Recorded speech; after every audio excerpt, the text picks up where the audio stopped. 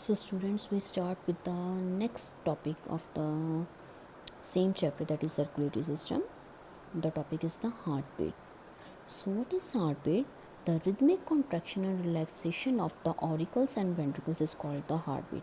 या आप ऐसे भी लिख सकते हो एग्जाम में, rhythmic contraction and relaxation of the heart chambers is called heartbeat.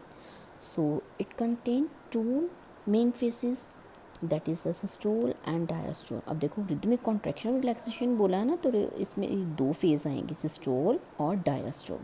सो अब आपने ध्यान से समझना सिस्टोल फेज़ कौन सा होता है और डायस्टोल, ये दोनों फेज़ मिलके क्या बनाते हैं, एक हार्ट बीट. सो हमेशा याद रखना, a phase of the contraction of the heart muscles, contraction of the heart muscle या contraction of the heart chambers, this phase is called a systole. और डायस्टोल में relaxation of the heart muscle. अब systole का जब मैंने आपको diagram करवाई थी तो उसमें हमने किया था ऑरिकल्स और वेंट्रिकल्स, अपर ऑरिकल्स नीचे वेंट्रिकल्स हैं. ऑरिकल्स जब कॉन्ट्रैक्ट होंगे तभी तो उसमें से जो ब्लड है नीचे वेंट्रिकल्स हो जाएगा और वेंट्रिकल्स के बाद सारे बॉडी पार्ट्स को मिलेगा, right. So main thing is the contraction of the heart chamber. कौन से heart chamber? That is the atria, auricles. Auricles contract करेंगे और सारा ब्लड जाएगा वेंट्रिकल में. इस फेस को कहते हैं सिस्टोलिक फेस या सिस्टोल. अब डायस्टोल में क्या है, जो ब्लड रिसीव कर रहा है. अब देखो जो वेंट्रिकल है वो क्या कर रहे हैं, ब्लड को रिसीव कर रहे हैं कहाँ से, ऑरिकल्स में से. सो अब उस फेस को क्या होना पड़ेगा, रिलैक्स होना पड़ेगा ना उस पार्ट को, वेंट्रिकल्स को. So that phase is called diastole.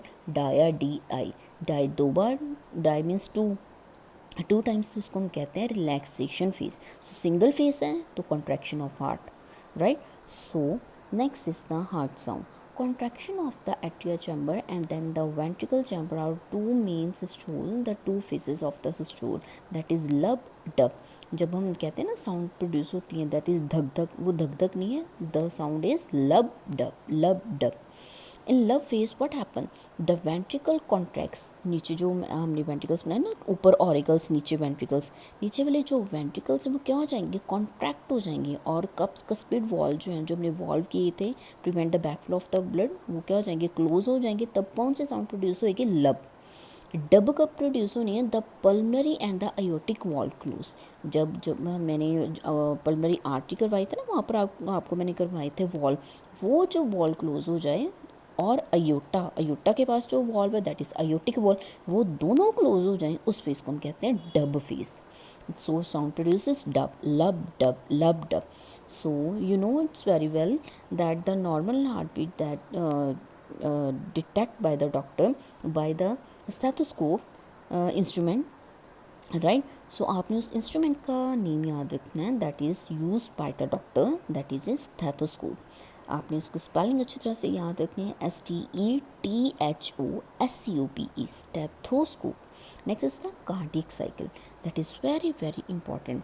Cardiac cycle क्या है, events that occur during one heart beat from one cardiac cycle, right. जब पूरा जो हार्ट बीट है पूरा अपना एक साइकिल कंप्लीट करता है 0.8 सेकेंड में, this phase is called a cardiac cycle.